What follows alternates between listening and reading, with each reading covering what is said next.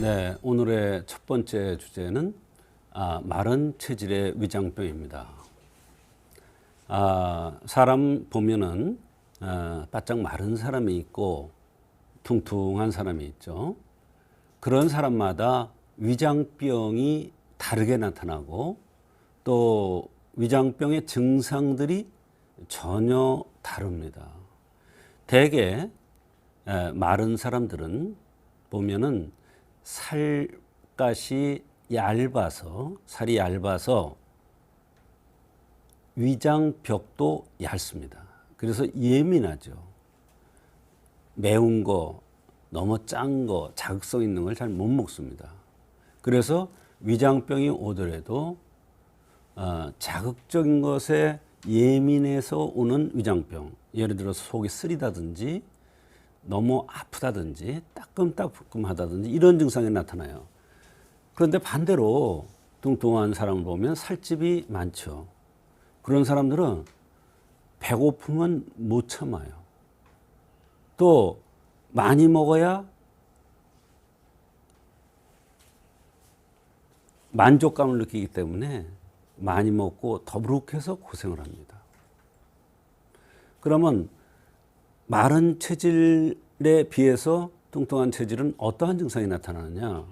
밥 먹고 나면 졸립다. 속이 비면 쓰리다. 배고플 때쯤 되면 너무나 예민해진다. 이렇게 마른 사람의 위장병과 뚱뚱한 사람의 위장병은 많은 차이가 있습니다. 그래서 한의학에서는 마른 사람의 위장병과 뚱뚱한 사람의 위장병의 치료법이 다릅니다. 왜? 원인이 다르기 때문에. 그래서 오늘은 마른 체질의 위장병인데요. 마른 체질의 위장병 한의학적 원인과 치료입니다. 위기가 부족해지는 증상, 위무력증, 위하수죠. 이런 사람은 대개 204이나 보증익탕 같은 걸 쓰는데 위무력증이나 위하수가 오는 사람들 보면 뚱뚱한 사람보다도 마르고 배살이 하나도 없고 이런 사람들이 이런 경우가 많이 있습니다. 그런 사람 대개 보면 눈딱부리가 두툼하게 나온 게 아니라 눈이 쑥 들어갔어요. 눈이 꺼져 있어요. 그냥 마른 것이 몸만 마른 게 아니라 눈도 마르기 때문에 눈이 꺼져 있어요. 근데 눈은 한의학에서 비위로 봅니다. 위장으로 보여요. 그래서 눈이 쑥 꺼진 사람들은 대개 보면 위무력증이나 위하수 등이 잘 나타납니다. 그걸 위기부족증이라고 얘기를 합니다. 그런 사람들은 203과 보증익탕을 투여해야 위장병이 치료되는 것입니다. 사실 이 보증익탕이라는 것은 웬만한 사람들 많이 들어봤을 텐데 사실 이게 보약이거든요.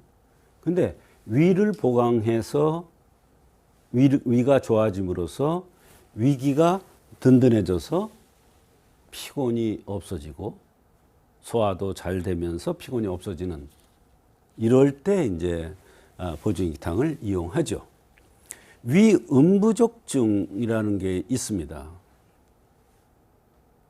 한의학에서는 이제 양이 허한 것과 음이 허한 것이 전혀 다릅니다. 양이 허하다는 것은 얼굴이 둥글럽적하면서 배꼬래가 크고 살집이 있고 살이 퉁퉁한 사람들이 양이 허하기 쉽고 기가 허하기 쉬워요. 위음부족은 마른 사람이에요. 살집이 없어요. 아무리 먹어도 살이 안 쪄요. 그런 사람은 아주 살찌려고 노력을 많이 하는데 뚱뚱한 사람 살 빼는 것보다 더 어려워요. 살찌는 게. 그런 사람들이 대개 보면 위음부족증에 의해서 위장병이 옵니다. 그래서 이런 사람들을 보면 위축성 위염이라고 그러는 병이 잘 오고 장상피 화생이라는 병이 잘 나타납니다. 그게 다 위음부족증의 종류입니다. 이럴 때 이 병명, 위축성 위염이나 장상피 화생이 중요한 것이 아니라 위음부족증이 마른 사람한테 나타난다.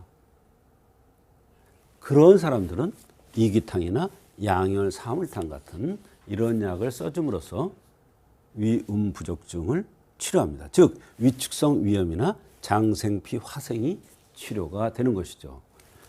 이기탕이나 양열 사물탕으로요. 그 다음에 신기가 부족입니다. 신기가 부족하다는 것은 뭐냐면 이건 독특한 한의학의 이론인데 한의학에서는 밑불이 좋아야 소화가 된다. 이런 이론이 있습니다. 그러니까 그런 사람들은 아무리 위장 장애가 있어서 위장약을 써도 낫지가 않습니다. 밑불을 좋게 해주는 그런 약을 써야 되는데 그게 바로 신기가 부족해서 나타나는 증상입니다. 그럴 때는 신기환이나 육미지황환을 쓰는데 이 육미지황환이 대개 보면 신허에 나오는데 신기 부족이죠. 신허에 나오는데 신이라는 건 홍팥입니다. 홍팥은 밑에 있는 거예요. 신허의 증상 중에 더부룩하고 가스가 차고 창만이라는 이론이 나오는데 바로 그겁니다. 그게 밑불이 시원찮은 거예요.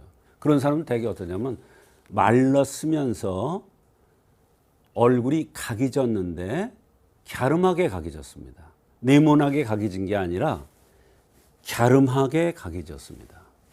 그런 사람들이 신기가 부족해서 위장병이 생깁니다. 또 중기울체라는 게 있습니다. 기능성 소화불량이나 신경성 위염 등이 중기울체에 의해서 오는데 이럴 경우에는 이제 행기양소산이나 정전감이진탕을 쓰는데 대개 어떤 사람이냐면 광대뼈가 나온 사람입니다. 네모진데도 보면은 요렇게 생긴 광대뼈가 나온 사람이 중기가 울체되기가 쉽습니다.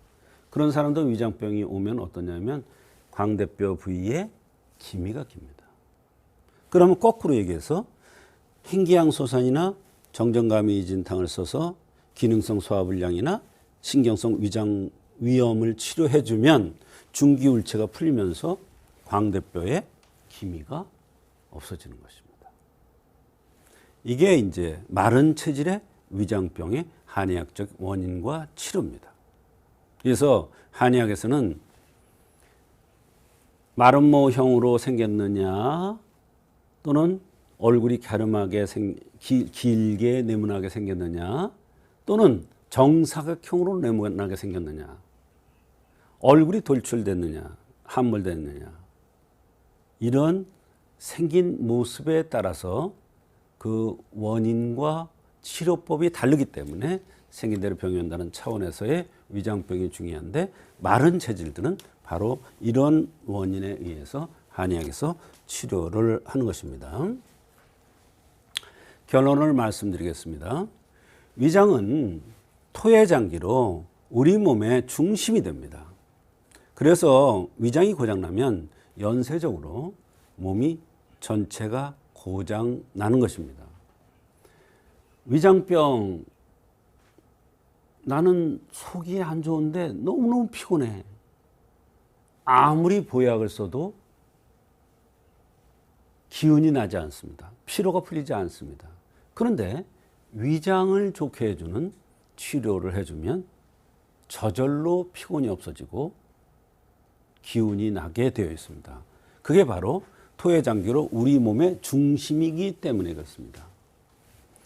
위장이 안 좋아지면 자궁에 병이 생기기도 합니다. 거꾸로 얘기해서 자궁에 이상이 있으면 위장이 안 좋아집니다. 거꾸로 얘기해서 자궁에 이상이 있어. 예를 들어서 생리통이 있다든지 생리가 지지하게 오래 끈다든지 또는 생리를 안 한다든지 이런 것을 고쳐주면 바로 위장이 치료가 됩니다. 또 위장이 안 좋아지면 오십견이 오기도 합니다. 비위는 사지마를 주관합니다. 오십견이 사지에 있죠. 그래서 위장이 안 좋아지면 오십견이 올 수가 있습니다. 오십견이 치료되면 바로 위장도 같이 좋아지는 겁니다.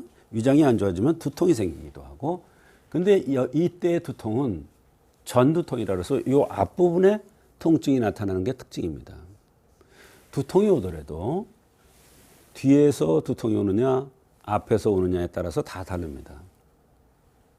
근데 이 위장과 관련된 두통은 앞에서 두통이 나타납니다. 전두통이죠. 위장이 안 좋아지면 소변에 문제가 생기기도 합니다. 소변이 시원하게 안 나온다든지 마려워서 갔는데 시원찮게 나오는 이런 것을 얘기합니다.